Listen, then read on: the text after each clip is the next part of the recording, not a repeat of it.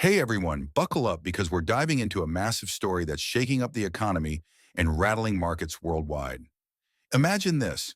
The President of the United States is going head-to-head with the Federal Reserve, threatening to fire its chair and throwing the future of your money into chaos. Could this power struggle spike your mortgage rates, jack up prices at the store, or even reshape global trade? Stick with me as we unpack this explosive drama between President Trump and Fed Chair Jerome Powell and what it means for your wallet. Let's set the stage.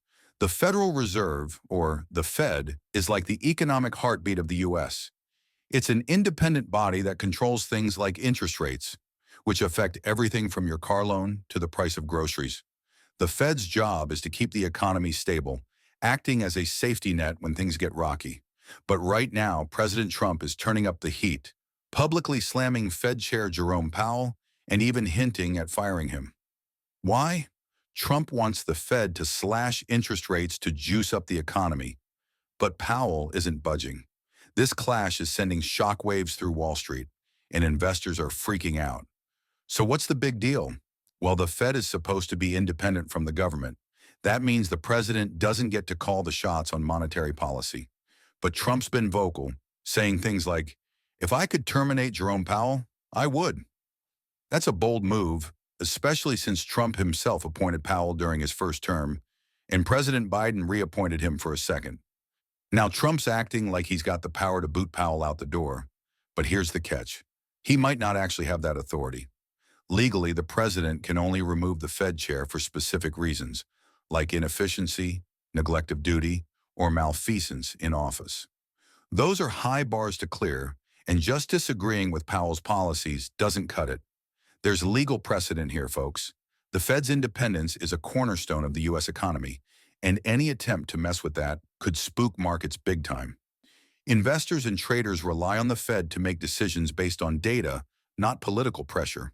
When Trump talks about firing Powell or dictating Fed policy, it's like throwing a wrench into the gears of the economy. Let's talk about why this matters to you. Right now, markets are jittery, stocks are swinging, and investors are pulling money out of U.S. markets and parking it in foreign stocks. Why? Because Trump's threats undermine the Fed's credibility. If the Fed starts looking like it's under the president's thumb, it could weaken confidence in the U.S. economy. That's a problem when you've got things like a global trade war heating up, which is already threatening to drive up prices for everyday stuff like clothes, electronics, and food. Speaking of that trade war, let's zoom out for a second. Trump's been pushing hard on tariffs, especially against countries like China. These are taxes on imported goods, and while they're meant to protect American businesses, they often end up raising prices for consumers. Economists are warning that this escalating trade war could fuel inflation, making everything more expensive. The Fed's role in all this is crucial. It can adjust interest rates to try to keep prices in check. But if Trump's pressuring the Fed to lower rates prematurely, it could make inflation worse. Higher inflation means your dollar doesn't stretch as far, and that's bad news for everyone. Now let's get into the market's reaction. I spoke with Joe Weisenthal, co-host of Bloomberg's Odd Lots podcast, to get his take. Joe pointed out that even if Trump managed to replace Powell with someone who'd do his bidding, it might not work out the way Trump hopes. Sure, a new Fed chair might lower rates to stimulate the economy, but that could backfire. Lowering rates too quickly, especially with tariffs driving up prices, could signal to investors that inflation's about to spiral. If that happens, markets might demand higher interest rates down the road, which could push up things like mortgage rates. That's right, your dream home could get a lot pricier. Joe also made a great point about the Fed's structure. The Federal Open Market Committee, or FOMC, has 12 members who vote on interest rate decisions. Even if Trump got a more compliant Fed chair, they'd still need to convince the rest of the committee. It's not a one-person show. Plus, any move to undermine the Fed's independence could have long-term consequences. The U.S. dollar's status as a global currency relies on trust in institutions like the Fed. If that trust erodes, it could weaken the entire economy. Let's pivot to the trade war for a minute because it's a huge piece of this puzzle. Trump's administration has been waiting for a call from China's President Xi to negotiate, but that call hasn't come. Meanwhile, tariffs on other countries were dialed back temporarily, But we're not seeing quick trade deals with allies like Japan or the EU. These are supposed to be the easy wins, but they're turning into a slog. Every day this drags on, it's putting more pressure on the economy. Businesses are hesitant to invest, and consumers are bracing for higher prices. The Fed's next meeting in May will be a big moment, as they'll decide whether to tweak interest rates. But that decision is up to them, not the White House. So why is Trump so focused on Powell? Some say he wants a Fed chair who will play ball and lower rates to boost the economy ahead of political milestones. But as Joe pointed out, even a yes-man Fed chair might not deliver the results Trump wants. Lower rates could fuel inflation, forcing the Fed to hike rates later, which would choke off growth. It's a risky game, and markets are reflecting that uncertainty. The 10-year Treasury yield, which influences mortgage rates, is already feeling the heat. If yields keep climbing, borrowing costs will rise, hitting everyone from homebuyers to small businesses.